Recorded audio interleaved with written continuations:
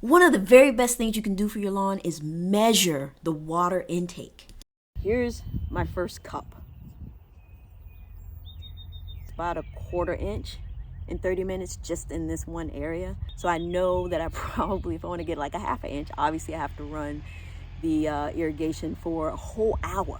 What happens is I'll run it multiple times during the week to get that 1 to 2 inches of water into the yard.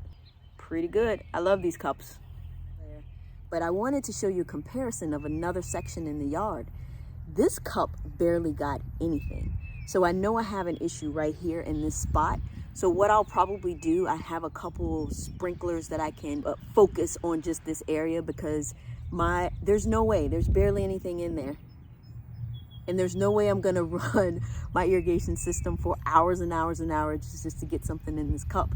So I have to improvise and bring out something extra.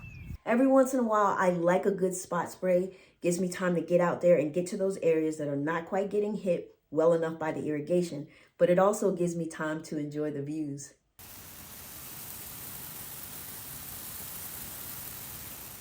Unfortunately, lawn care, just like everything else, is starting to get a little bit expensive, but measuring your lawn is one way you can save yourself a little bit of money.